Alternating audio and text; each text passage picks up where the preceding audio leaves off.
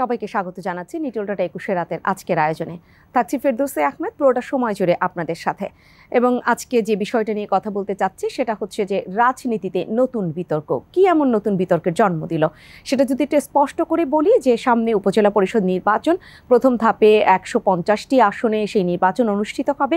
সেই নির্বাচনে ইতিমধ্যেই নানানভাবে আলোচিত সমালোচিত হয়েছে যে বিষয়টি, সেটা হচ্ছে মন্ত্রী এমপিদের স্বজনরা এই নির্বাচনে অংশ নিতে যাচ্ছে এবং তারা নানানভাবে প্রভাব বিস্তার করছে। সেই মন্ত্রী এমপিদের কথাই বলা হচ্ছে। সাম্প্রতিক সময়ে যে তথ্যগুলো গণমাধ্যমে উঠে এসেছে সেখান থেকে আমরা কম বেশি সবাই জানি বিশেষ বিশেষ আসনের মন্ত্রী বা এমপিদের কথা বলা হচ্ছে, সংসদ সদস্যদের কথা বলছি, তাদের দিকে একদম আঙুল তোলা হচ্ছে যে তারা তাদের স্বজনদের ব্যাপারে অনেক বেশি পক্ষপাত দুষ্ট হয়ে পড়ছেন সেই সমস্ত এলাকাগুলোতে। সেই জায়গা থেকে ক্ষমতাসীন দল আওয়ামী লীগের একদম সর্বোচ্চ পর্যায় থেকে এক ধরনের নির্দেশনা এসেছে যে এই উপজেলা পরিষদ নির্বাচনে মন্ত্রী এমপিদের স্বজনরা যারা অংশ নিয়েছেন তারা নির্বাচনী মাঠ থেকে সরে দাঁড়াবেন। যদি সরে দাঁড়াতে হয় তাহলে সেই সংখ্যাটা এখন পর্যন্ত প্রত্যাহার কতজন করেছেন গণমাধ্যম বলছে এখনও 20-এর ঊর্ধ্বে রয়ে গেছেন যারা সেই তাদের প্রার্থিতা প্রত্যাহার করেননি। এবং যদি কথাটা অন্যদিকে আসে যে সাংবিধানিক অধিকার থাকলে কেন তারা নির্বাচন করতে পারবেন না, শুধুমাত্র মন্ত্রী বা এমপি স্বজন এটার কারণে কি তাদের সরে দিতে হবে? সাংবিধানিক অধিকার থাকলে তারাও তো আসলে নির্বাচন করতে পারেন, কিন্তু সেখানে মন্ত্রী এমপিরা প্রভাব বিস্তারটা না করে সেই বিস্তারের জায়গাটা থেকে সরে এসে কতটা কাজ করতে পারবেন? আর তাদের স্বজনরা উঠে গেলেও কি প্রভাব বিস্তার থেমে থাকবে কিনা অন্য কোনো পক্ষ নিয়ে নানানবিধ আলোচনা রয়েছে। সেই আলোচনা বেগবান যারা করবেন তাদের সাথে আমি আপনাদের আলাপ করে দিই। আমাদের মাঝে আজ উপস্থিত হয়েছেন মুজাহিদুল ইসলাম সেলিম, বীর মুক্তিযোদ্ধা ও জ্যেষ্ঠ রাজনীতিবিদ। সর্বডানে উপস্থিত হয়েছেন এস.এম. কামাল হোসেন, সংসদ সদস্য, সাংগঠনিক সম্পাদক, বাংলাদেশ আওয়ামী লীগ। আপনাদের দুজনকে স্বাগত জানাচ্ছি আজকের এই আয়োজনে। মুজাহিদুল ইসলাম সেলিম, আপনাদের এই আলোচনাটা শুরু করতে চাই আমি পরে যে অংশটা বলেছি সেখান থেকে, যে সাংবিধানিক অধিকার যদি থেকেই থাকে তাহলে শুধুমাত্র স্বজন, আমি ছেলে বা আমি বাবা, আমি শ্যালক, এই কারণে আমি কেন নির্বাচন করতে পারবো না, কেন আমাকে সরে দাঁড়াতে হবে? হ্যাঁ, ধন্যবাদ আপনাকে। খুবই গুরুত্বপূর্ণ একটা বিষয়ে আলোচনায় উঠে এসেছে, কিন্তু আমার বক্তব্য হলো এইটাকে নিয়ে যে গভীরে যে আলোচনা করা এবং বিষয়টাকে একটু গভীরতা নিয়ে বিশ্লেষণ করা, সেই কাজটা যথেষ্ট পরিমাণে হচ্ছে না। এটা খালি উপর ভাষা, কতগুলো প্রায়োগিক জায়গা থেকে জিনিসটা চিন্তা করা হচ্ছে। প্রথম কথা হলো, সাংবিধানিক অধিকারের প্রশ্ন যদি আসে তাহলে পরে কে ক্যান্ডিডেট হতে পারলো আর না পারলো, তার চেয়ে বড় প্রশ্ন হলো স্থানীয় সরকারের ক্ষমতা সম্পর্কে আমাদের সংবিধানে যেটা আছে সেইটা তো আমাদের স্থানীয় সরকারকে এখন দেওয়া হয় না। বাংলাদেশের সংবিধান আমার জানা মতে এক্সেপশনাল, আমার জানা মতে অন্য কোনো দেশের সংবিধানে এরকম নেই যে স্থানীয় সরকারের বিষয়টা আলাদা একটা অধ্যায় হিসেবে সংবিধানের অন্তর্ভুক্ত, এবং সেটা খুবই তাৎপর্যপূর্ণ। এবং সেটা আমার হাতে সংবিধানটা নাই। সেখানে বলা আছে যে জনগণ তাদের নির্বাচিত প্রতিনিধিদের মাধ্যমে স্থানীয় পর্যায়ের শাসন কার্য তারা পরিচালনা করবে। আমাদের এখানে হয়ে গেছে পুরানা সিস্টেম এবং ব্রিটিশ প্রচলিত ব্যবস্থা, যেখানে পার্লামেন্ট হলো প্রাধান্য।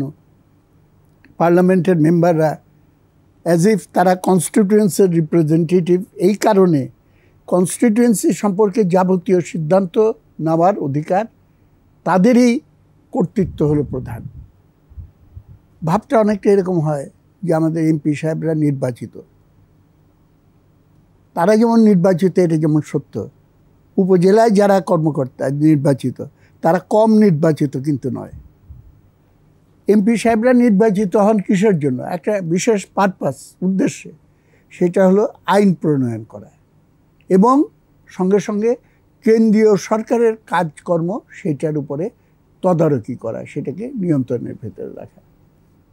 তারা যেমন তাদের এখতিয়ারে সার্বভৌম ক্ষমতার অধিকারী, স্থানীয় সরকারের ক্ষেত্রে আমার ধারণা হলো এই কনস্টিটিউশন কোড করতে সুযোগ থাকলে আমি দেখিয়ে দিতে পারতাম যে স্থানীয় পর্যায়ে কালভার্ট কোথায় হবে, স্কুল কমিটি কী হবে, অমুক না হবে, এটা এমপি সাহেবদের তো দায়িত্ব না, এটা স্থানীয় সরকারের দায়িত্ব। এবং সেই দায়িত্ব তারা তখনই পালন করতে পারবে যদি তাদের আর্থিক ক্ষমতা পরিপূর্ণভাবে দেওয়া হয়। ওর জন্য আমরা একটা প্রস্তাব বহু আগেই দিয়ে রেখেছি, একদিন না একদিন সেটা বাস্তবায়িত হবে নিশ্চয়ই। আমাদের যে বাজেট কালেকশন হয়, বাজেটের একটা নির্দিষ্ট অংশ হয় 1/3 কিংবা কোনো একটা অংশ, সেটা বিধিবদ্ধভাবে স্থানীয় সরকারের জন্য বরাদ্দ হয়ে থাকবে। সরকার বদল হলেও সেই স্ট্যাটিউটরি আইন সেটাকেও পরিবর্তন করতে পারবে না। আপনি একদম সিস্টেমে হাত দিয়েছেন, এই মূল জায়গায় আমাদের হাত দিতে হবে। এবং এখন যেটা নিয়ে কথাবার্তা হচ্ছে সেটা হলো, এটা বাহ্যিকভাবে মনে করলে খুবই ভালো, যে একক প্রভাব বা একটা পারিবারিক প্রভাব সেইটা যেন একটা কোটারি হয়ে দেশব্যাপী জাতীয়ভাবে বা স্থানীয়ভাবে সেই রকম একটা পরিস্থিতি যাতে না হয়, এইটা হলো একটা সেই উদ্দেশ্য থেকেই। তা না হলে তো আর কোনো উদ্দেশ্য নেই। আরেকটা উদ্দেশ্য হতে পারে যে অন্যায়ভাবে হস্তক্ষেপ করে নির্বাচনের স্বচ্ছতা এবং সুষ্ঠুতা, নিরপেক্ষতা সেটা খণ্ডন হতে পারে যদি ঊর্ধ্বতম যারা নেতৃবৃন্দ তারা যদি তার আত্মীয় স্বজনের জন্য হস্তক্ষেপ করা শুরু করে। অনেক সময় সরাসরি আশঙ্কা একটা থেকে যায়, সেখান থেকে এই ধরনের নির্দেশনা অনেক বেশি মানে বলা যেতে পারে অনেক যৌক্তিক একটা ঘোষণা বা নির্দেশনা। সেটাও পরে নিশ্চয়ই সুযোগ থাকবে আলোচনার। সেই বিষয়টার সঙ্গে জড়িত কিন্তু আমাদের সমাজ কাঠামো এবং এই যে আমাদের পরিবারতন্ত্র, কিংবা দেখবেন স্থানীয় এলাকায়ও এই এলাকাটা কার কন্ট্রোলে, সরকার বাড়ির কন্ট্রোলে বা চৌধুরী বাড়ির কন্ট্রোলে। সুতরাং চৌধুরী বাড়ির কন্ট্রোল না রাখতে পারলে ওই এলাকায় আধিপত্য বিস্তার করা যাবে না, রাখা যাবে না। এইটা হলো পুরানো সামন্তবাদী যে সমাজ কাঠামোটা আমরা ইনহেরিট করেছি, সেইটাই অব্যাহতভাবে সেখানে অনেকগুলো প্রশ্ন আছে। মুজাহিদুল ইসলাম সেলিম, নিঃসন্দেহে আপনার কাছে আমি আবারও আসবো, কারণ আপনি বললেন যে কালভার্ট কোথায় হবে। যদি এখন স্বজনদের তুলে নেওয়াও হয় একদম, যে তারা নির্বাচনে মাঠ থেকে সরে দাঁড়ালেন, কিন্তু তারপরও যদি সেই সংসদ সদস্যের প্রভাব থেকে যায়, কারণ তিনি তো উপদেষ্টা ওখানকার, ওই স্থানীয় সরকার যে পর্যায়ে যারা রয়েছেন সিস্টেমে, সেই সিস্টেমে উপদেষ্টা হলে তার উপদেশ তো আসলে উপেক্ষা করা অনেক বেশি দুষ্কর হয়ে দাঁড়ায়। এই ব্যাপারগুলো রয়েছে। আমি একটু ঘুরে আসি এস.এম. কামাল হোসেনের কাছ থেকে। আপনার কি মনে হয় এই সাংবিধানিক অধিকার এরকম বাধা দিয়ে স্বজনদের সরিয়ে দিলেই কি প্রভাব বিস্তার থেমে থাকবে? আপনাকে ধন্যবাদ। আমি সেলিম ভাইকে ধন্যবাদ জানাই, কারণ উনি হচ্ছেন রাজনৈতিক ক্ষেত্রে শিক্ষক আর আমরা হচ্ছি ছাত্র ওনার কাছে। দর্শক শ্রোতাদের ধন্যবাদ জানাই। দেখেন, সেলিম ভাই সংসদ সদস্য এবং স্থানীয় যারা মানে স্থানীয় নির্বাচনে যারা প্রশাসনে যারা নির্বাচিত হবেন তাদের ব্যাখ্যাটা উনি সুন্দরভাবে তুলে ধরেছে। আমাদের দলের পক্ষ থেকে আমাদের প্রিয় নেত্রী বঙ্গবন্ধু তানার জননেত্রী শেখ হাসিনার নির্দেশনা নিয়ে আমাদের দলের সাধারণ সম্পাদক এই উপজেলা নির্বাচনে যে সংসদ সদস্য এবং মন্ত্রীদের সন্তান কিংবা নিকটাত্মীয়রা যাতে নির্বাচন না করে এই আহ্বান জানানো হয়েছে। কী কারণে সেলিম ভাই বলার চেষ্টা করেছে। একজন, আমি আওয়ামী লীগের সাংগঠনিক সম্পাদক, আমি সংসদ সদস্য, আমার কাছে কিন্তু বিভিন্ন সুযোগ সুবিধা থাকে। সেই ক্ষেত্রে আমি যদি আমার সন্তান বা নিকটাত্মীয়দের দেই, তাহলে সেই ক্ষেত্রে আপনার নির্বাচন এলাকায় কিছু প্রভাব খাটাতে পারে, নির্বাচন বিতর্কিত হতে পারে, নির্বাচন সুষ্ঠু নিরপেক্ষর ক্ষেত্রে অন্তরায় হতে পারে। এটা সাংবিধানিক অধিকার, আমি অস্বীকার করি। যে কোনো ব্যক্তি নির্বাচন করতে পারে, কিন্তু আমি কিন্তু সকলকে বলি নাই। আমি কাকে বলেছি? যিনি আমার দলের সংসদ সদস্য, যিনি আমার দলের পক্ষ থেকে মন্ত্রী হয়েছেন। কেন আহ্বান করেছেন মাননীয় প্রধানমন্ত্রী? আমার যতদূর মনে হচ্ছে, আমার যেটা বিশ্লেষণ ব্যক্তিগত, যে এই নির্বাচনটাকে বঙ্গবন্ধু তানায় প্রভাব মুক্ত রাখতে চায়। এই নির্বাচনে জনগণ তার পছন্দ মতো প্রার্থী, স্থানীয় নির্বাচনে তার পছন্দ মতো প্রার্থীকে যাতে ভোট দিতে পারে, সেই ভোট দেওয়ার ক্ষেত্রে কেউ প্রভাব খাটাতে না পারে, কেউ অন্তরায় তৈরি না করতে পারে, নির্বাচন কোনো ধরনের প্রশ্নবিদ্ধ না হয়, একটি সুষ্ঠু উৎসবমুখর পরিবেশে নির্বাচন হয়। হ্যাঁ, তারপরে স্থানীয় সরকার নির্বাচনের কোনো সংঘাত হয়, যেটা যে সেলিম ভাই বলেছেন যে চৌধুরী বাড়ি, মোল্লা বাড়ি, মিয়া বাড়ি, শেখ বাড়ি, কিন্তু গ্রাম অঞ্চলে কিন্তু এরকম একটা প্রভাব আছে। এই ক্ষেত্রে অনেক সময় হয়, সেটা আলাদা বিষয়। কিন্তু আমি সংসদ সদস্য বা আমি মন্ত্রী, আমার প্রভাব খাটিয়ে আমার স্বজনরা যাতে নির্বাচনে অংশগ্রহণ না করে, নির্বাচনকে কোনো রকম বিতর্ক না সৃষ্টি করতে না পারে, এই লক্ষ্যকে সামনে রেখে বঙ্গবন্ধু তার এই সিদ্ধান্ত নিয়েছে। কারণ তিনি গণতন্ত্রকে প্রাতিষ্ঠানিক রূপ দিতে চায়, শত প্রতিকূলতার মধ্যে দিয়েও সেলিম ভাইদের ওর সেই আন্দোলনের নেতৃত্ব দিয়েছেন, যে আমরা সামরিক শাসকদের হাত থেকে গণতন্ত্র পুনরুদ্ধার করেছি এবং আমার ভোট আমি দেব, যাকে খুশি তাকে দেব, এই স্লোগান কিন্তু বঙ্গবন্ধু থানায় প্রথম ধারণ করেছেন। সেলিম ভাইরা সেই 15 দলের নেতা ছিলেন, একসাথে আন্দোলন সংগ্রাম করেছেন, গণতন্ত্র পুনরুদ্ধার হয়েছে। গণতন্ত্রকে প্রাতিষ্ঠানিক রূপ দেওয়ার জন্য এবং মানুষ তার পছন্দ প্রার্থীকে যাতে ভোট দিতে পারে স্থানীয় নির্বাচনে, সেই ক্ষেত্রে আজকে আমাদের দলের সংসদ সদস্য এবং মন্ত্রীদের যাতে প্রভাব খাটাতে না পারে, এই কারণে এই সিদ্ধান্ত নিয়েছে। আপনি প্রশ্ন করতে পারেন যে এমপি সাহেবের একজনের একজনকে সমর্থন করা প্রকাশ্যে কিন্তু উনি কথা বলতে পারবেন না আরপিও অনুযায়ী। মন্ত্রী সাহেব কিন্তু প্রকাশ্যে এলাকায় যেতে পারবেন না, কাউকে ফোন দিয়ে তার পছন্দ কাউকে করতেও পারে, এটা তার ব্যক্তিগত ব্যাপার, কিন্তু এই প্রভাবটা ওইখানে কিন্তু খাটবে না। কিন্তু যখন তার স্বজন দাঁড়াবে, নিকটাত্মীয় দাঁড়াবে, তখন কিন্তু এমনিই এই প্রভাবটা বিস্তার হয়ে যায়। এস এম কামাল হোসেন, এইখানে একটা অন্য ধরনের সমালোচনা আছে, যেটা বলা যেতে পারে যে আওয়ামী লীগ না, আওয়ামী লীগের বাইরে থেকে সমালোচনাটা আছে যে এই নির্বাচনে যেহেতু অন্যান্য দলগুলো অংশ নিচ্ছে না এবং সেই কারণেই দলীয় প্রতীকটা তুলে দেওয়া হলো, কোনো মনোনয়ন দেওয়া হলো না দল থেকে, এবং একাধিক প্রার্থী যখন একই দলের হলো তখন আবার এখন স্বজনদের ব্যাপারেও এই হস্তক্ষেপ যাতে না হয় সেই চিন্তা ভাবনা করা হচ্ছে। কিন্তু যদি অন্য দলগুলো অংশ নিত তাহলে মন্ত্রী বা এমপি যারা ওই আসনে সংসদ সদস্য তারা হচ্ছেন এই প্রভাব বিস্তার করেই যেতেন, তখন আর এই ভাবনাটা ভাবা হতো না। আমি আপনার বলি কেন দলীয় প্রতীক দেওয়া হয়নি। এখানে নৌকা একটা জনপ্রিয় প্রতীক, নৌকা একটা চেতনার প্রতীক, নৌকা মুক্তিযুদ্ধের প্রতীক। আর বঙ্গবন্ধু তার জননেত্রী শেখ হাসিনা তার সততা, তার সাহসিকতা, তার দেশপ্রেম, তার দূরদর্শী নেতৃত্বের কারণে আজকে তার জনপ্রিয়তা ব্যক্তিগতভাবে বঙ্গবন্ধু তার জননেত্রী শেখ হাসিনার জনপ্রিয়তা কিন্তু দিনে দিনে বৃদ্ধি পাচ্ছে। মানুষের কাছে আস্থার ঠিকানা হচ্ছে জননেত্রী শেখ হাসিনা। তাহলে বঙ্গবন্ধু তনয় আর নৌকা এই দুইটা যদি আমাকে দেওয়া হয়, তাহলে এই স্থানীয় সরকার নির্বাচনে আমার উপর প্রভাবটা বেশি পড়বে এবং প্রভাবিত হবে নেতাকর্মীরা।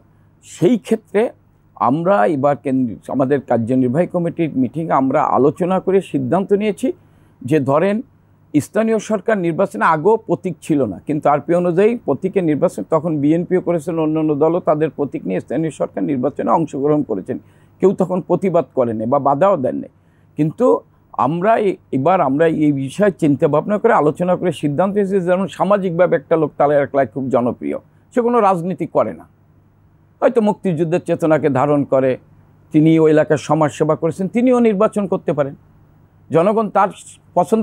কিন্তু যদি নৌকা প্রতীক দেওয়া হয় তাহলে এই নৌকার জনপ্রিয়তা, বঙ্গবন্ধু থানার ছবি, তার জনপ্রিয়তার কারণে ওই যে লোকটা সমাজে গ্রহণযোগ্য সে হয়তো নির্বাচিত হতে পারবে না।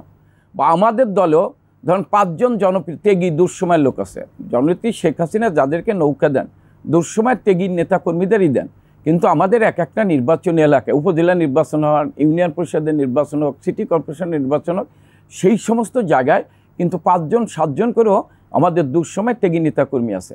যদি প্রতীক না দেওয়া হয় তাহলে এই নেতাকর্মীরা তারা নির্বাচন করে, এটাও আমাদের কাছে একটা প্রমাণিত হবে যে কে সত্যিকারে ওই এলাকায় জনকার ভাবনাটা কি তাহলে প্রমাণ করছে যে আগে যে সিদ্ধান্তটা নেওয়া হয়েছিল, যেটা কয়েক মেয়াদে হলো এই স্থানীয় সরকার নির্বাচন দলীয় প্রতীকে, সেই সিদ্ধান্তটা ভুল ছিল? না, সেই সিদ্ধান্ত ভুল ছিল না। সেটা আরপি অনুযায়ী সব দল সিদ্ধান্ত নিয়েছে, নির্বাচন কমিশন সবার সাথে আলাপ করে সেটা সিদ্ধান্ত নিয়েছেন যে দলীয় স্থানীয় সরকার দলীয় প্রতীক হয়ে নির্বাচন, আমরাও তখন সম্মতি দিয়েছি।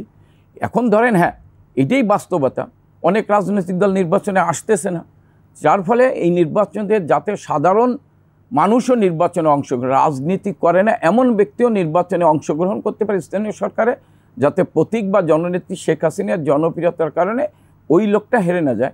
আমার দলেরও নেতাকর্মীরা যারা জনপ্রিয় আছে তাদেরও এর ভিতরে জনগণের কাছে জবাব দিতে হবে। এই নির্বাচনের ভিতর দিয়ে আমার দলের যদি একটা উপজেলার প্রেসিডেন্ট সেক্রেটারি দুইজনই দাঁড়াচ্ছে, দুজনের জনপ্রিয়তা যাচাই বাছাই এবং নেতাকর্মীরা বা সাধারণ মানুষ তার পছন্দ প্রার্থীকে ভোট দেবে, বা একজন সমাজসেবক আছে তিনিও নির্বাচন করতে পারেন। একজন কলেজের শিক্ষকও নির্বাচন করতে পারে, একজন স্কুলের হেডমাস্টারও নির্বাচন করতে পারে, সে যদি জনগণের এই সুযোগটা থাকে। রাজনৈতিক দলগুলোর অংশগ্রহণ যখন কমে গেল, যেটা আমরা দ্বাদশ জাতীয় সংসদ নির্বাচনেও দেখলাম, তখন আসলে স্বতন্ত্র মানেই ছিল আগে দল থেকে বহিষ্কার, কিন্তু এবার স্বতন্ত্রদেরকেও স্বাগত জানানো হলো, যেটা 7 জানুয়ারি নির্বাচনে। আবার উপজেলা পরিষদ নির্বাচন অর্থাৎ স্থানীয় সরকার নির্বাচনও আমরা সেরকম একটা দেখতে যাচ্ছি। আপনার কাছে নিঃসন্দেহে আমি আবারও আসবো। মুজাহিদুল ইসলাম সেলিম, আপনি সিস্টেম নিয়ে তখন কথা বলছিলেন এবং সংবিধানের জায়গাটায় সাংবিধানিক অধিকার, সেই প্রশ্নটা আমি রেখেছিলাম। এবং আপনি সিস্টেম নিয়ে যখন কথা বললেন, উপদেশটা যেটা এখনো একদম বিধি মোতাবেক রয়ে গেছেন, সেক্ষেত্রে স্বজন না হয়ে যদি অন্য কেউ হয়ে থাকেন, তাহলেও তো তাকে ওই উপদেশটার উপদেশ মেনে নিতে হয়। কারণ আমরা এরকম আলোচনা এখানেও হয়েছে, এই টেবিলেও হয়েছে বা অনেকে করেছেন, যে একটি স্কুলে প্রধান অতিথি বানানো হয় সংসদ সদস্যকে, এবং ওই সংসদ সদস্যের কাছে দেখা যায় যে আপনি এটা করে দিবেন, ওটা করে দিবেন।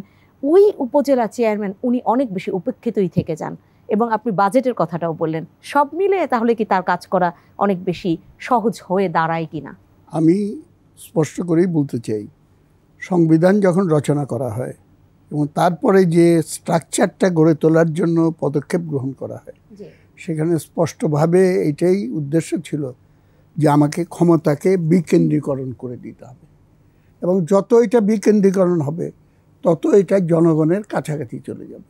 সুতরাং স্থানীয় সরকারের ক্ষমতায়নের মাধ্যমে আমরা কিন্তু জনগণের ক্ষমতায়নটাকেই অগ্রসর করে নিয়ে যাব। এইটা হলো ফান্ডামেন্টাল দার্শনিক দৃষ্টিভঙ্গি, যেটার ভিত্তিতে আমাদের সংবিধান রচিত হয়েছিল। এবং সেটাই যদি অনুসরণ করতে হয়, এমপি মহোদয় উপদেষ্টা থাকবে, এটা কিন্তু কোনো সাংবিধানিক বিষয় নয়। এইটা একটা সিদ্ধান্তমূলক জায়গা থেকে করা হয়েছে, যেটি যে কোনো সময় বদল করে। কনভেনশন, হ্যাঁ কনভেনশন, এবং সিদ্ধান্তের ব্যাপার না। না, এটা কোনো সাংবিধানিক না। সাংবিধানিক বলেছিলাম অংশগ্রহণটা অধিকার। কেন হবে? সেটা হলো একজন ভালো কবি, একজন সাহিত্যিক বলছে। এখন কিন্তু এমপিরা কোনো শিক্ষা প্রতিষ্ঠানের আপনি চেয়ারম্যান বা প্রেসিডেন্ট হইতে পারবেন না, সেটা হতে পারে না, কিন্তু প্রধান অতিথি হন, এখনো হয়ে থাকেন, এবং সেখানেই তার কাছেই চাওয়া হয়, এবং তার ইশারা ছাড়া ওরকমই কোনো কিছুই হয় না। প্রসঙ্গ, কারণ মানুষও তো একটা চিন্তাশীল মানুষ, তারা তো বাস্তবতা বুঝে। এই ব্যক্তিটাকে একটু মালা টালা বেশি পরিয়ে দিতে পারলে আমরা অনুদানটা একটু বেশি আনতে পারবো। এবং অনুদান প্রদানের মালিক হলো মন্ত্রণালয়, এবং মন্ত্রণালয় নিয়ন্ত্রিত হয় কেন্দ্রীয় সরকারের মাধ্যমে এবং নেত্রীর মাধ্যমে, যে প্রধান যে। সুতরাং আমার প্রস্তাবনা হলো যে এমপি সাহেবদের অযাচিত হস্তক্ষেপ স্থানীয় সরকারের ভেতরে থাকা উচিত না। এমনকি আমি ক্যাটাগরিক্যালি এই কথা বলতে চাই, স্থানীয় সরকার মন্ত্রণালয় বলে কোনো মন্ত্রণালয়ে থাকা উচিত না। কারণ তাদের ফাইন্যান্সিয়াল অ্যালোকেশন সংসদে গৃহীত বিধি অনুযায়ী, যেটাকে আমি বলি বিধিবদ্ধ অ্যালোকেশন, বাজেটের 1/3 কমসে কম, বা আরও বেশি হতে পারে, কম বেশি হতে পারে, সেইটা স্থানীয় সরকার। এবং সেটা কার কাছে যাবে, কোন উপজেলায়, কোন ইউনিয়ন পরিষদ, কোন মিউনিসিপ্যালিটিতে যাবে, সেটা হাই লেভেল একটা কমিটি করে দেওয়া হোক। তারা দেখবে পয়েন্টস দিয়ে দিয়ে যে এইটা 0.3, এটা হলো 4, এটা 7, সেই অনুযায়ী অ্যালোকেশনগুলো ডিস্ট্রিবিউটেড হবে। এবং এইটা হলে পরে আপনি কিন্তু স্বাধীনভাবে স্থানীয়ভাবে ক্ষমতার প্রয়োগ এটা করতে পারবেন। আমি অর্থনীতির ছাত্র হিসেবে এইটা একই সঙ্গে বলতে চাই, আমাদের যে পরিকল্পনা গ্রহণ করা হয়, এসি রুমে বসে একবারে পণ্ডিত মানুষরা যতই ভালো ভালো চিন্তাভাবনা করুক, কোনোদিনই সেটা সঠিক হবে না। যদি আপনি প্ল্যানিংটা একবারে তলা থেকে নিয়ে আসতে পারেন এবং তারপরে সেটা কেন্দ্রীয়ভাবে কোঅর্ডিনেশনের ভেতর নিয়ে আসতে পারেন, তাহলে পরে সেটা উপযুক্তভাবে আমরা করতে পারব। এবং এইগুলো হলো র্যাডিক্যাল চিন্তার ব্যাপার। আপনাকে মৌলিকভাবে নূতনভাবে ভাবতে হবে, সাহসের সঙ্গে ভাবতে হবে। ভাবলে পরে আপনি মানুষের ক্ষমতায়ন সেটা কিন্তু নিশ্চিত করতে পারবেন। একটা যুক্তি যেটা বলা হয়, কথাটা কারেক্ট, যে ক্ষমতাসীন থাকলে পরে সেই ক্ষমতা আপনি চান আর না চান, আপনার অজান্তে সেটার প্রভাব কিন্তু নির্বাচনে চলে আসে। খুব সত্য কথা। এবং আমি খুবই সন্তুষ্ট যে এই কথাটা আমার মাননীয় বন্ধুবর তিনিও এটা বলেছেন। তাহলে পরে আমার প্রশ্ন, পার্লামেন্ট ইলেকশনের সময় পুরানো এমপিরা রিজাইন করে তারপরে পার্লামেন্ট ইলেকশন দিল না কেন? আরেকটা প্রশ্ন এবং যে পুরানো সরকারকে ক্ষমতা ছেড়ে দিয়ে তত্ত্বাবধায়ক সরকারের হাতে ক্ষমতা না দিয়ে যদি যে ইলেকশন করা হয়েছে এবং করলে পরে এই যুক্তি অনুযায়ী সেইটা নিজের অজান্তে হোক আর সচেতনভাবে হোক, তার প্রভাব তো নির্বাচনে পড়বেই। তারপরে একটা ক্ষেত্রে আমি এই যুক্তির কারণে প্রভাব যাতে সৃষ্টি না হয় সেই জন্য স্বজনদের সরে যেতে বলছি, আর আরেকটা সময় আমি কিন্তু সেটা বলছি না। তাহলে পরে তো এটা কন্ট্রাডিক্টরি হয়ে গেল, দুইটা দুই রকম যুক্তি তো এখানে মিলল না, সাংঘর্ষিক হয়ে গেল। আপনার কাছে আবার আসবো এস এম কামাল হোসেন, এই নিঃসন্দেহে এই জায়গাটা তো বলবেনই, পাশাপাশি তাকে একদম ক্ষমতা মানে দিয়ে দেয়া, আমি বলছি যে স্থানীয় সরকার নির্বাচনের এই যে পর্যায়ে, উপজেলা পরিষদ পর্যায়ে, কিন্তু সেটাও কি সম্ভব হয়? প্রশাসনও তো একটি বড় ভূমিকা পালন করে, সেখান থেকেও তো আসলে অসহায় হয়ে যায় এই চেয়ারম্যানরা। আমি আপনার বলি, সেলিম ভাই যে কথা বলছেন, সেলিম ভাই তার যুক্তি দিয়ে বোঝানোর চেষ্টা করেন, কিন্তু আমি যেটা মনে করি যে জাতীয় সংসদের যে নির্বাচন হয় সেই নির্বাচনে কিন্তু নির্বাচন কমিশনের যে সাংবিধানিক ক্ষমতা আছে 118 থেকে 126 ধারায়, তখন কিন্তু আপনার গোটা প্রশাসন নির্বাচন কমিশনের অধীনে চলে যায় এবং প্রধানমন্ত্রী যিনি থাকেন বা যে সরকারের, সেটা রুটিন ওয়ার্কটা করে। এবং কোনো নির্বাচনে প্রধানমন্ত্রী প্রার্থী হলেও তিনি কিন্তু কোনো সরকারি সুযোগ সুবিধা গ্রহণ করেন না। তার নির্বাচনী জনসভাকে সেলিম ভাইও জানে, ওইটার সাথে এইটা চল, কারণ ওইটা কিন্তু টোটাল প্রশাসন নির্বাচন কমিশনের অধীনে চলে যায়। তত্ত্বাবধায়ক সরকারের যে কথা বলেছেন, হ্যাঁ, তত্ত্বাবধায়ক সরকার ব্যবস্থা ভালো ছিল, কিন্তু সেই তত্ত্বাবধায়ক সরকারে কিন্তু ভালো নির্বাচন দিতে পারেনি। আমি যেমন এরশাদ সাহেবের বিরুদ্ধে আমরা আন্দোলন সংগ্রাম করে যে শাহাবুদ্দিন সাহেবের নেতৃত্বে যে নির্বাচন হয়েছিল, সেই নির্বাচনের পরেও কিন্তু প্রশ্নবিদ্ধ হয়েছিল। সেটা আমি একটু শেষ করি, আসেন। তারপরে 96 সালে যখন আবার আওয়ামী লীগ ক্ষমতায় আসে তত্ত্বাবধায়ক সরকারের দাবি নিয়ে, হ্যাঁ, বাস্তবায়ন করে, সেই সময় কিন্তু সেই নির্বাচনও বলছিল, সেই নির্বাচনও প্রশ্নবিদ্ধ করার চেষ্টা করছেন। সবচাইতে তত্ত্বাবধায়ক সরকার বিতর্কিত হয়েছিল 2001 সালে আপনার মানে নির্বাচনে, এবং একটি দলীয় সরকারের মতো সেদিন তত্ত্বাবধায়ক সরকার রিয়েক্ট করেছিল। রানিং বিদায়ী প্রধানমন্ত্রীর বাসার টেলিফোনের লাইন কেটে একটা মেসেজ দিয়েছিল। আমি যদি সেলিম ভাইয়ের কেবল ক্ষমতাতে বিদায় নিচ্ছে, সেলিম ভাইয়ের বাসার টেলিফোনের লাইন কেটে দেয়, কী মেসেজ যায় যে সরকার, এই সরকার সেলিম ভাই আবার ক্ষমতায় আসুক বা নির্বাচনের মাধ্যমে ক্ষমতা, সেটা চায় না। প্রশাসনের, টোটাল প্রশাসনের একটা মেসেজ চলে গেল যে মাননীয় সদ্য বিদায়ী প্রধানমন্ত্রী যিনি শান্তিপূর্ণভাবে ক্ষমতা হস্তান্তর করলেন, তার টেলিফোনের লাইন কেটে দিল এবং সচিবদের রদবদল, এইটা কিন্তু দোষের কিছু না, কিন্তু কখন করলেন? উনি তখনও ক্ষমতায় বসেন নেই, চেয়ারে বসেন নেই, শপথ নিয়ে উনি বাসায় পৌঁছেন নেই তত্ত্বাবধায়ক সরকারের যিনি প্রধান, তখন তিনি সচিবদের বদলি করলেন, পরিবর্তন করলেন। এর ভিতরে একটা মেসেজ দিলেন যে এই তত্ত্বাবধায়ক সরকার হচ্ছে আওয়ামী লীগের বিপক্ষেই এসেছেন, একটা মেসেজ দিল। আওয়ামী লীগের নেতৃত্বে যে জোট, সেই জোটে তত্ত্বাবধায়ক, তারপরেও ধরেন বঙ্গবন্ধু তারা কিন্তু সেই নির্বাচনকে গ্রহণ করেছেন, সেই নির্বাচনে প্রতিদ্বন্দ্বিতা করেছেন। তত্ত্বাবধায়ক সরকার সেদিনকে আওয়ামী লীগের এমপিদের নিরাপত্তা দিতে পারেনি, যে কারণে তত্ত্বাবধায়ক সরকার বিতর্কিত হয়েছে। তত্ত্বাবধায়ক সরকার ব্যবস্থা খারাপ আমি বলি না, কিন্তু তত্ত্বাবধায়ক সরকার বিতর্কিত পারেনি। আপনি শেখ হেলালুদ্দিন এমপি বাগেরহাটে, তার মিটিং করতে পারে নাই, তার হত্যা করার জন্য গ্রেনেড সেলিম ভাই জানে, আপনারাও জানেন, সেখানে 9 জন লোক মারা গেছে, 500 অধিক লাশ হচ্ছে, কোনো মামলা নিয়ে হয়নি, একটা তত্ত্বাবধায়ক সরকার কোনো মামলা হচ্ছে না। আপনি তারপরে আসেন, তারপরে বঙ্গবন্ধু তার জননেত্রী শেখ হাসিনা গণতন্ত্রের সাথে সেদিন নির্বাচন করেছেন। সেদিন যদি বলতেন, সেলিম ভাই জান, আপনারা জানেন, যিনি বলতেন যে এই তত্ত্বাবধায়কের আমি নির্বাচন বর্জন করলাম, তাহলে নির্বাচন করার, তাহলে কি হতো? যেটা বিএনপির ব্যর্থতার কারণে একাগ্র সরকার আসলে। আরেকটা আমি আরেকটা উদাহরণ দিই, কামাল হোসেন, আমি আপনাকে অল্পতে থামাচ্ছি না, কিন্তু আমি বিরতি নিয়ে ফিরি, কারণ আমার মনে হয় এত অল্প কথা। আরে আমি 30 সেকেন্ড আমি শেষ করে দিচ্ছি, 30 সেকেন্ড। আর একটা আছে 2006 সালে, দেখেন সেই সময় তত্ত্বাবধায়ক সরকারকে বিতর্কিত করা হয়েছে, নির্বাচন যেন তেন পড়ে গেছে, সংবিধানে লঙ্ঘন করে রাষ্ট্রপতিকে তত্ত্বাবধায়ক সরকার প্রদান করা হয়েছে। আর যেটা হয়, হ্যাঁ, সকল দল মিলে নির্বাচনকালীন একটা সরকার গঠন করলে আমি মনে করি, ওইটা আমার ব্যক্তিগত মূল্যায়ন, তাহলে একটা নির্বাচন ভালো হয়েছে। কিন্তু বিরতি থেকে এসে আপনাকেই শুনবো, আপনি তখন আরেকটু বোধহয় স্পষ্ট করতে পারবেন। সম্মানিত দর্শক, নিটল টাটা 21 রাতে সময় হলো একটা ছোট্ট বিরতির, এবং আলোচনা থামিয়ে আমরা যাচ্ছি নিঃসন্দেহে সেই আলোচনায় আবার ফিরে আসবো অল্প সময়ের মধ্যে, সাথেই থাকবেন।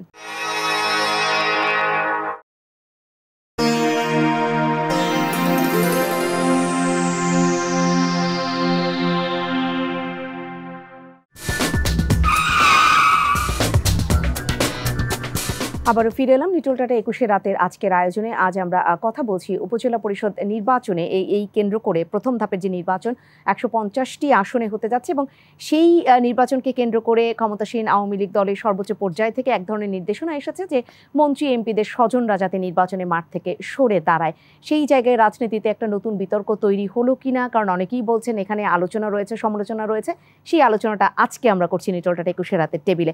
এস এম কামাল হোসেন, আপনার কাছে ফিরবো, আপনাকে থামিয়ে আমি গিয়েছিলাম। আমি যে কথা সেলিম ভাই যেটা বলছে যে তত্ত্বাবধায়ক সরকার বিতর্কিত করলো, তারপরেও দেখেন একতরফাভাবে নির্বাচন করতে চেয়েছিল তত্ত্বাবধায়ক সরকার দিয়ে, এবং বাংলাদেশের ইতিহাসে মোজাহিদের মানে আপনি মতিউর রহমান নিজে এবং খালেদা জিয়ার বিনা প্রতিদ্বন্দ্বিতা নির্বাচিত ছিল 2006-এর 22শে জানুয়ারি যে নির্বাচন ছিল। একজন প্রার্থী তাদের প্রতিদ্বন্দ্বী প্রার্থীর ফল সিগনেচার করে তারা নির্বাচিত হয়েছিল। সেই নির্বাচন টেকে নেই, 1/11 সরকার এসেছিল। আমি যেটা বলতেছিলাম এটা আমার ব্যক্তিগত, যে সব দলের প্রতিনিধিত্ব নিয়ে একটা সরকার হতে পারে, সেটা কিন্তু বঙ্গবন্ধু জননেত্রী শেখ হাসিনা সেই সুযোগটারও ব্যবস্থা করেছিলেন। 2014 সালের নির্বাচনকে সামনে রেখে বিরোধী দলের নেতা বেগম খালেদা জিয়া কিন্তু ফোনে আহ্বান করেছিলেন। কী আচরণ করেছে এত ব্যাখ্যায় আমি যাব না। সেদিন দেখেছি, সেদিন যদি বেগম খালেদা জিয়া সে আলোচনায় বসতো, বাংলাদেশে নির্বাচন প্রক্রিয়াটা অন্যরকম হয়তো ব্যবস্থা তৈরি হতে পারত, কিন্তু আসেননি। আজকে যেটা হচ্ছে যে নির্বাচন তত্ত্বাবধায়ক সরকারও ভালো নির্বাচন দিতে পারে না, এটা অতীতে প্রমাণিত হয়েছে।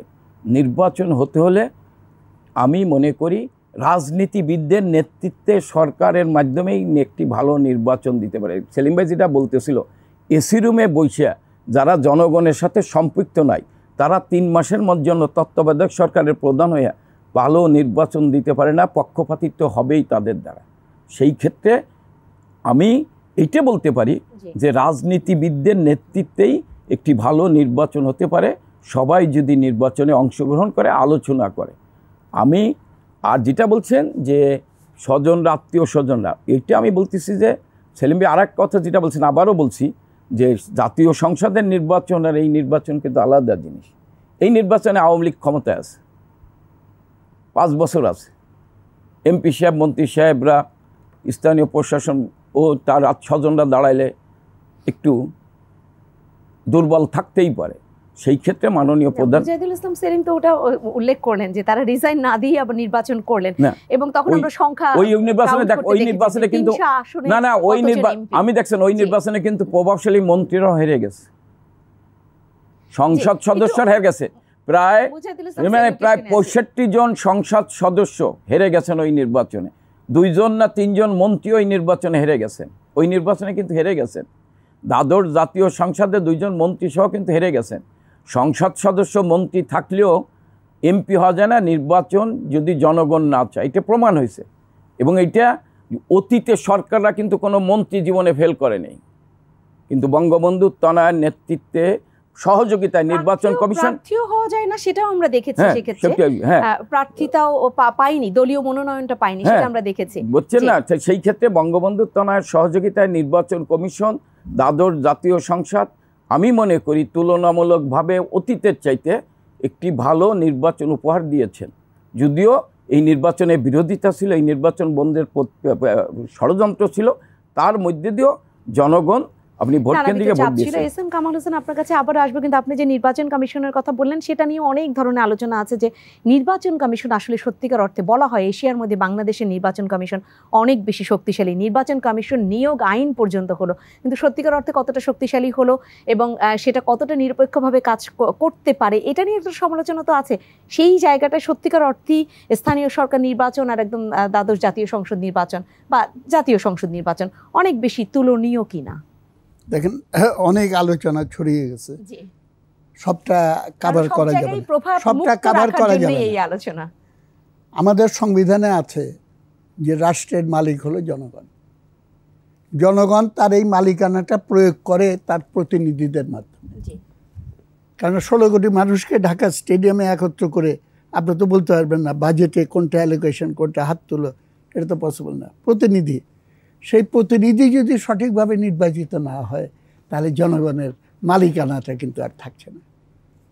সুতরাং নির্বাচন সুষ্ঠু হতে হবে, নিরপেক্ষ হতে হবে এবং মানুষের ইচ্ছা অনুযায়ী সে যাতে ভোট দিয়ে তার প্রতিনিধিকে নির্ধারণ করতে পারে সেটা নিশ্চিত করতে হবে। সে তাৎপর্যটা হলো এই জায়গাটায়। এখন অবাধ নিরপেক্ষ নির্বাচন হওয়ার জন্য কী কী প্রয়োজন? তত্ত্বাবধায়ক সরকার নিয়ে বিরাট আলোচনা, তর্ক বিতর্ক, এবং এইটা আমি মনে করি যে এটা সঠিক হচ্ছে না। এইটা একমাত্র পয়েন্ট না। তত্ত্বাবধায়ক সরকার নেসেসারি বাট নট সাফিসিয়েন্ট অবাধ নিরপেক্ষ নির্বাচনের জন্য। সেটা কি দরকার? দরকার হলো নির্বাচনকে টাকার খেলা থেকে মুক্ত করতে হবে, নির্বাচনকে পেশি শক্তির দাপট থেকে মুক্ত করতে হবে, নির্বাচনকে প্রশাসনিক কারসাজি থেকে মুক্ত করতে হবে, নির্বাচনকে সাম্প্রদায়িকতার সুরসুরি দিয়ে ভোট আদায় করার যে ষড়যন্ত্র আমাদের দেশে চালানো হয়েছে বহু যুগ ধরে, সেইখান থেকে মুক্ত করতে হবে। তাহলে পরে অবাধ নিরপেক্ষ নির্বাচন সেটা আমাদের সম্ভব হতে পারে। এখন প্রশ্নটা হলো, রাষ্ট্র পরিচালনার ক্ষেত্রে বর্তমান সরকার শুধু না, এর আগের সরকারও, বিএনপি সরকার আমলেও তারা এই একই নীতি গ্রহণ করেছে। কিন্তু আমি এই সরকারকে ধন্যবাদ জানাতে চাই যে তারা বেশ স্পষ্ট করে তাদের দর্শনটা বলে দিয়েছে। দেখেন, আমি ভুল বললে পরে আপনারা খেয়াল করে দেখেন, দর্শক শ্রোতাদেরকে বলবো, সরকার বলছে উন্নয়ন দরকার, ফার্স্ট ক্লাস। 2 নম্বর পয়েন্ট, উন্নয়নের জন্য স্থিতিশীলতা দরকার, ফার্স্ট ক্লাস। তবে একটা কথা, উন্নয়ন বলতে কি বোঝায়, কার জন্য উন্নয়ন, কার খরচে উন্নয়ন, সেইটা এবং সেটার ফসলটা কার কাছে যাবে, সেই জিনিসটার তর্কে আমি গেলাম না। ধরে নিলাম বর্তমান প্যাটার্নেই উন্নয়ন। আওয়ামী লীগের থার্ড পয়েন্ট হলো রাজনৈতিক স্থিতিশীলতা দরকার উন্নয়নের জন্য, এবং তারপরের পয়েন্ট হলো রাজনৈতিক স্থিতিশীলতার জন্য সরকারের ধারাবাহিকতা দরকার। এইখানেই গোলমালটা লেগে গেছে। সরকারের ধারাবাহিকতা মানে কি? চিরদিন দরকার আওয়ামী লীগের সরকার, বারবার দরকার শেখ হাসিনার সরকার। তো মানুষ এরকমই হলো। গত নির্বাচন যেটা হয়েছিল, সেই নির্বাচনে অন্যান্য দল অংশগ্রহণ করেনি। এখন আপনাকে যদি বলি, আপনার কোনো প্রিয়জন আপনাকে বলে যে তোমার জন্য শাড়ি উপহার দেব, তুমি একটা শাড়ি নির্বাচন করো, কোনটা যেটা পছন্দ হয় সেটা করো। 6টা শাড়ি আপনার সামনে রাখা হলো, 6টাই হলুদ রঙের শাড়ি। 6টা হলুদ রঙের শাড়ির ভেতরে আপনি নির্বাচন করবেন কি? নির্বাচনের তো কোনো প্রশ্ন ওঠে না। এবং এইবারও মানুষ জানতো যাকেই ভোট দেয় সরকার হবে আওয়ামী লীগের, প্রধানমন্ত্রী হবে শেখ হাসিনা। সুতরাং মানুষের ভিতরে আগ্রহ, নির্বাচনকে কেন্দ্র করে একটা তর্ক বিতর্ক, একটা পলিটিক্যাল এডুকেশন, সমস্ত মানুষের ভেতরে যে রাজনৈতিক শিক্ষা ছড়িয়ে দেওয়া, সেই জিনিসগুলো তো আর হলো না। এবং চিরদিন দরকার খালেদা জিয়ার সরকার, চিরদিন দরকার বিএনপির সরকার। এইটা বিএনপি চেষ্টা করেছিল, নামটা উল্লেখ করেন না, আজিজ সাহেব, ওই ইলেকশন কমিশনার এবং ইত্যাদি, তারা চেষ্টা করেছিল ষড়যন্ত্র করে। তারা 1 কোটি ভোটার, ফলস ভোটারের তালিকায়, আরও অনেক ঘটনা আর কি, তারা ফেল করে গেছে। বিএনপি ব্যর্থ হয়েছে তাদের ষড়যন্ত্র কার্যকর করতে, আওয়ামী লীগ সফল হয়েছে। কিন্তু এই সফলতা চিরস্থায়ী থাকবে না, কারণ জনগণের সমর্থন না থাকলে, জনগণের শক্তির উপর ভিত্তি করে যদি আপনি রাষ্ট্র পরিচালনা না করেন, যে কোনো সময় ষড়যন্ত্রের শিকার হয়ে যাবেন। এবং সেই বিপদ আমি কিন্তু স্পষ্টভাবে দেখতে পাচ্ছি। এই যে এখন হেলমেট বাহিনী, হোন্ডা বাহিনী, সবিনয়ে বলতে চাই, এদের উপরে বিশ্বাস করে আপনি থাকবেন না, আপনি ক্ষমতা রাখতে পারবেন না। যদি এদের পেছনে আপনি সমর্থন না দেন, এদের অন্যায় কাজকর্মকে প্রশ্রয় না দেন, তারা বলবে, আপা আমাদের দিকে দেখলেন না, আসসালামু আলাইকুম, আমরা গেলাম ম্যাডামের দিকে। ম্যাডাম ক্ষমতায় আসলে একই রকম বলবে, ম্যাডাম আমাদের দিকে দেখলেন না, আসসালামু আলাইকুম, আমরা গেলাম আপার দিকে। এটা তো আমি হোন্ডা বাহিনী, গুন্ডা বাহিনী বললাম, যারা নাকি হাজার হাজার লক্ষ কোটি টাকা বিদেশে পাচার করে বসে আছে। এই যে লুটেরা ধনিক শ্রেণী, তাদেরকে হাত করার জন্য এই পক্ষও টানছে, ওই পক্ষও টানছে। শুধু আসল ক্ষমতা তো তাদের হাতে চলে গেছে, নিয়ন্ত্রণ সেই মাফিয়া সিন্ডিকেটের হাতে, ক্রিমিনাল সিন্ডিকেটের হাতে। জিম্মি, আপনি যেটা বললেন সেক্ষেত্রে তো তাহলে জিম্মি অবশ্যই তাদেরকে না দেখলে, তাদের ব্যাপারে কঠোর হলে তাহলেও তো আর উল্টো ব্যাপারগুলো এখন ঘটতেই শুরু করবে। সমাধান, আমি তো ওর জন্যই এত কথা বলছি কিসের জন্য, জি এই সমস্যাগুলোর শেষ নাই এবং একটা আদর্শ পরিস্থিতি আপনারা পাবেন না যেটার জন্য আমরা সংগ্রাম করেছিলাম এবং মুক্তিযুদ্ধের সময় আমরা প্রতিষ্ঠা করেছিলাম সেই ব্যবস্থা, মানুষের আকাঙ্ক্ষা। এরপরে আবার এরশাদের বিরুদ্ধে সংগ্রাম করলাম, আমার ভোট আমি দেব, যাকে খুশি তাকে দেব, এই স্লোগান প্রথম আমি উচ্চারণ করেছি। সেক্ষেত্রে আপনারা প্রধানমন্ত্রী একত্রিত হয়েছিলেন। হ্যাঁ, কিন্তু এখন যেটা এস এম কামাল হোসেন আপনি এখানে যুক্ত করবেন কিনা, যে বলছিলেন যে সব রাজনৈতিক দলগুলোকে তো আসলে একসাথে হতে হবে, সিদ্ধান্ত নিতে হবে, তাহলে আপনি তত্ত্বাবধায়ক সরকার ইস্যুতে এই কথাটা বলছিলেন। সেইটা কি কোনো এসি রুমেও আমরা দেখি যে কোনো একটা এসি রুমে না হয় সব রাজনৈতিক দলের লোকজন একত্রিত হয়েছেন, তারা কথা বলছেন, সেখান থেকে আমাদের কি কোনো ধরনের আশার উদ্ভব হয় কিনা যে না কোনো একটা তথ্য পাবো আশা জায়গা নিয়ে? দেখেন, আমি আপনার বলি, সেলিম ভাই যে কথাগুলো বলছেন অযৌক্তিক কোনো কথা বলেনি, কিন্তু সেলিম ভাই আশঙ্কার কথা তো আমি বলছি, শেষ করতে সেলিম ভাই যে কথা বলেছেন যে বঙ্গবন্ধুকে হত্যা করার পর যারা অবৈধভাবে ক্ষমতা দখল করেছে, জিয়া থেকে এরশাদ, খালেদা জিয়া এবং 11 সরকার 28 বছর ক্ষমতায় ছিল, বাংলাদেশে কোনো উল্লেখযোগ্য উন্নয়ন হয়নি। শেখ হাসিনা বঙ্গবন্ধুর টানায় ক্ষমতায় আসার পর তিনি কিন্তু অনেক বিদেশি শক্তির চক্ষুকে উপেক্ষা করে এবং ওয়ার্ল্ড ব্যাংকে ভুল তথ্যকে উপেক্ষা করে তিনি কিন্তু পদ্মা সেতু করেছেন এবং পদ্মা নদীর উপর রেল লাইন হবে। এটি কিন্তু সেলিম ভাইয়ের অভাবে নেই, আমরা তো এই প্রজন্মের তাদের জুনিয়র, আমরাও ভাবিনি, কিন্তু সেটাও হয়েছে। কর্ণফুলী নদীর তলদেশে টানেল হবে, এটা হয়নি। আজকে আপনি ঢাকা থেকে কক্সবাজার ট্রেনে যাচ্ছেন, আবার ওইখানে সমুদ্র পাড়ে আপনি সারাদিন ঘোরাঘুরি করে আবার রাত্রে ট্রেনে ঢাকায় চলে আসছেন। আপনি এলিভেটেড এক্সপ্রেস হয়েছে, মানুষ আজকে তাদের মতিঝিলে এসে অফিস করছেন, এইগুলো হয়েছে। আবার যেটা সেলিম ভাইরা যে আন্দোলন করেছেন মানুষের অন্ন, বস্ত্র, বাসস্থানের জন্য, বঙ্গবন্ধুর টানায় কিন্তু আজকে প্রায় মানে যাদের ঘর নাই, জমি নেই, এইগুলো কিন্তু দিয়েছে। হ্যাঁ, সেলিম ভাই তো বলবেন যে মানুষের এই রোজার মাসে মানুষের কষ্ট হয়েছে নিত্য প্রয়োজনীয় কারণে, এটা করোনা, তারপরে বিশ্বে যে যুদ্ধের দামামা বেজে উঠছে, এই রাশিয়া ইউক্রেন, এখন দেখেন মধ্যপ্রাচ্যের যুদ্ধ, সব মিলে কিন্তু সারা বিশ্বেই কিন্তু জিনিসপত্রের দাম বৃদ্ধি পাচ্ছে। সেই ক্ষেত্রে মাননীয় প্রধানমন্ত্রী কিন্তু কিছু যুগান্তকারী পদক্ষেপ নিয়েছেন। এই রোজার মাসেও 1 কোটি পরিবারকে টিসিবির মাধ্যমে খাদ্য সামগ্রী দিচ্ছেন।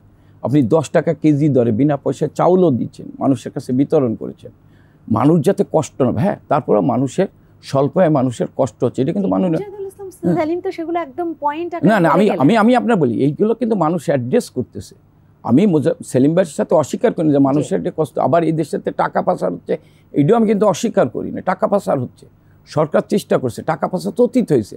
এই যে আমরা পত্রপত্রিকায় দেখি যে বিএনপির আমলে এখন 1 কেজি মরিচের দাম কত, 120 টাকা থেকে 130 টাকা, আর বিএনপি 1 কেজি 40 টাকা, আমি 30 থেকে 1 কেজি 160 টাকা ছিল টাকা, কিন্তু ওই সময় পাচার হয়েছে, হাজার হাজার কোটি টাকা ওই সময় পাচার হয়েছে। ধারাবাহিক সরকার দরকার, এবং সবশেষে তিনি একটা উদাহরণ দিয়েছেন, আমি আপনার সব শাড়িগুলোই হলুদ রঙের। না ধারাবাহিক, আমি বলছি ধারাবাহিক সরকার আমরা চাবো।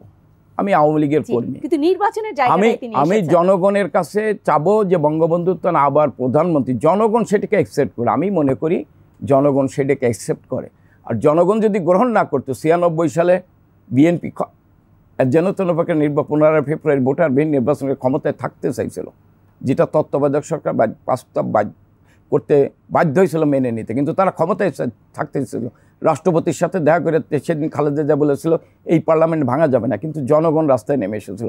জনগণ মনে করে, হ্যাঁ আমি মনে করি যে এখানে আমাদের ভুল নাই, ত্রুটি নাই, আমাদের আমলে টাকা পাচার হচ্ছে না, আমাদের আমলে দুর্নীতি হচ্ছে না, আমি স্বীকার করি। একটু সুনির্দিষ্টভাবে দেন যেটা মুজাহিদুল ইসলাম সেলিম বলেছেন যে রাজনীতিতে সেই 7 রং কোথায় গেল, যদি ব্যাপারটা এরকম হয়, আমার যদি বুঝতে ভুল না হয়, সবগুলোই যদি হলুদ রং হয়, সেলিম ভাই একই সুর থাকে, যে হলুদ সুর, তাহলে নির্বাচন কি করে হবে? সেলিম ভাই তো তার দৃষ্টিতে দেখে, আমি মনে করি এখন রাজনীতি মুক্তিযুদ্ধের চেতনার পক্ষে আছে, অসাম্প্রদায়িক বাংলাদেশের পক্ষে আছে। হ্যাঁ, যারা আমরা ক্ষমতা আছে, আমাদের দোষ ত্রুটি আছে, কিন্তু বাংলাদেশ অসাম্প্রদায়িক চেতনায় আছে, বাংলাদেশ মুক্তিযুদ্ধের চেতনায় আছে, বাংলাদেশ তার স্বপ্ন নিয়ে এগিয়ে যাওয়ার চেষ্টা আমি করছে। আজকে আমাদের যে প্রসঙ্গ সেখানে ফিরতে চাই। উপজেলা পরিষদ নির্বাচন, সেই নির্বাচনেও অন্য রাজনৈতিক দলের উপস্থিতি নেই, স্বতন্ত্র হিসেবে আছেন এবং সেটাও বলা হচ্ছে যে কোনো না কোনোভাবে তারা ক্ষমতাসীন আওয়ামী লীগ দলেরই সেই দলেরই সমর্থক, সেই দলেরই বিভিন্ন পর্যায়ের নেতা বা আমরা কর্মী যেভাবেই বলি না কেন, তারাই হচ্ছে নির্বাচনে মাঠে রয়েছে। তাহলে সেই সুরটা হারিয়ে গেল না। আমি তো আজকে পত্রিকায় দেখছি যে বিএনপি করে এমনও অনেকে নির্বাচনে অংশগ্রহণ করছে, আবার দল করেন এরকম সাধারণ লোকজনও যার সামাজিকভাবে সেই ওই এলাকায় পপুলার, সেও নির্বাচনে অংশগ্রহণ করছে। স্থানীয় সরকার নির্বাচনে তো সবাই অংশগ্রহণ করছে। এখন কেউ যদি নির্বাচনে না আসে, কারো যদি নির্বাচনে জিতা নিশ্চয়তা না বুঝে নির্বাচনে আসে, এখন কেউ তো আমি তো আপনাকে নিশ্চয়তা দিতে পারবো না, নিশ্চয়তা দেবে জনগণ, জিতানোর জন্য নিশ্চয়তা দেবে জনগণ। সেইটা ভেবে যদি কেউ নির্বাচনে না আসে, সেটা কিছু কারণ নেই, নির্বাচন প্রক্রিয়া তো চলবেই। কেউ না আসলে তো নির্বাচন প্রক্রিয়া থেমে থাকবে না, সেটা চলমান প্রক্রিয়া। মুজাহিদুল ইসলাম সেলিম, সেক্ষেত্রে আপনি যে প্রসঙ্গ এখানে উত্থাপন করেছেন তার উত্তর কতটা মিলল, এস এম কামাল হোসেন কতটা দিলেন? এবং আমার কথা থেকে বলছি আর কি, উন্নয়নের কথা যদি আমরা ধরি, উন্নয়ন আজকে হয়েছে তা তো না। আইয়ুব খানের আমলে উন্নয়ন হয়নি, এবং 1968 সালে আইয়ুব খান উন্নয়নের 1 দশক পালন করলো।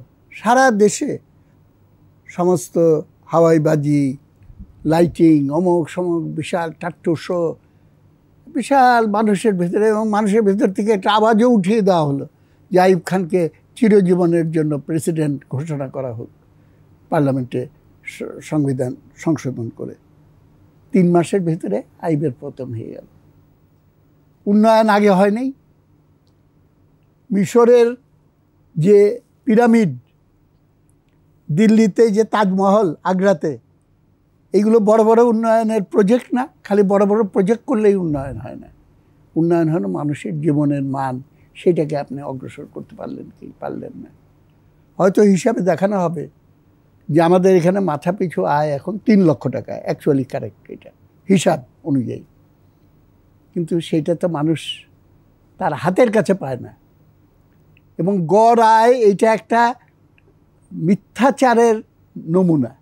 একটা মানুষের অর্ধেকটা যদি রেফ্রিজারেটরের ভেতরে রাখেন আর বাকি অর্ধেকটা আগুনের উপরে রাখেন, তারপরে যদি বলেন গড়ে তিনি নাতিশীতোষ্ণ আবহাওয়ার ভেতরে বসবাস করছে, তারপরে এইটা যেমন একটা হাস্যস্কর উক্তি, আমাদের এখানে গড় আয়ের হিসাবটাও অনেকটা এরকম। কিন্তু এইটা সত্য যে প্রত্যেকটা মানুষের মাথাপিছু ঋণ এখন 1 লক্ষ টাকা ছাড়িয়ে 1.5 লক্ষ টাকায় পৌঁছে গেছে। এটা সরকারি হিসাব, আমার হিসাব না।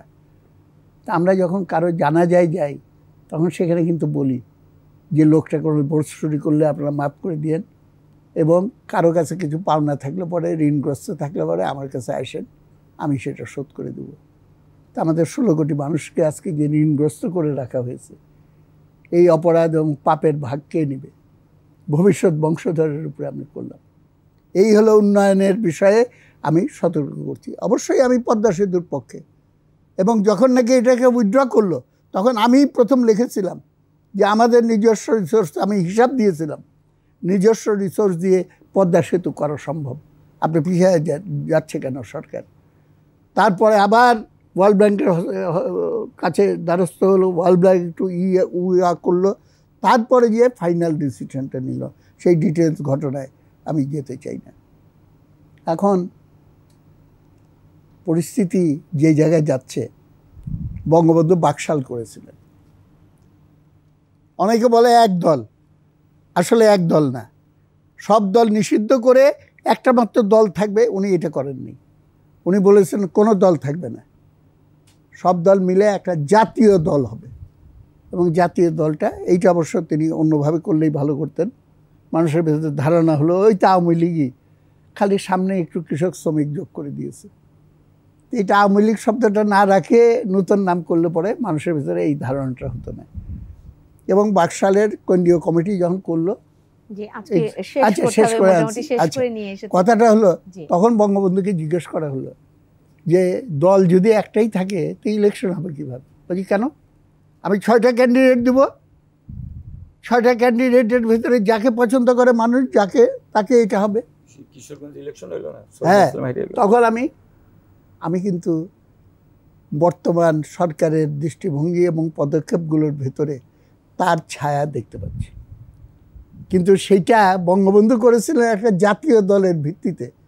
এখন যেটা হয়ে যাওয়ার আশঙ্কা আমি দেখতে পাচ্ছি সেটা হলো একটা ক্রিমিনাল সিন্ডিকেট, যেটার ভেতরে অসাধু রাজনীতিবিদ, অসৎ লুটেরা ধনিক শ্রেণী এবং দুর্নীতিবাজ আমলাতন্ত্র, সামরিক বেসামরিক, তারা মিলে সুযোগ সন্ধানী মিলে যে কোটারি করে আছে, তাদের নিয়ন্ত্রিত রাষ্ট্র ক্ষমতাটাকে চিরস্থায়ী করার একটা প্রক্রিয়া।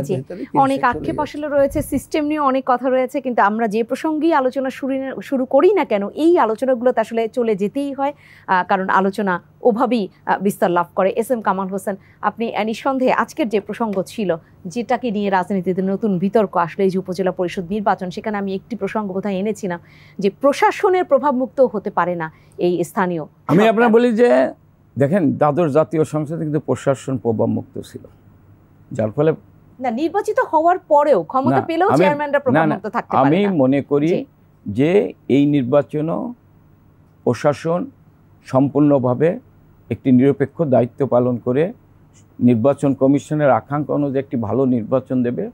মাননীয় প্রধানমন্ত্রী সর্বাত্মক সহযোগিতা করবে, আমরা দল হিসেবে সর্বাত্মক সহযোগিতা করব। আর ভাই যেটা বলেছেন যে দেখেন, জনগণ হচ্ছে মূল শক্তি, আর এইগুলো এই দেশের জনগণের চোখের ভাষা, জনগণের মনের কথা।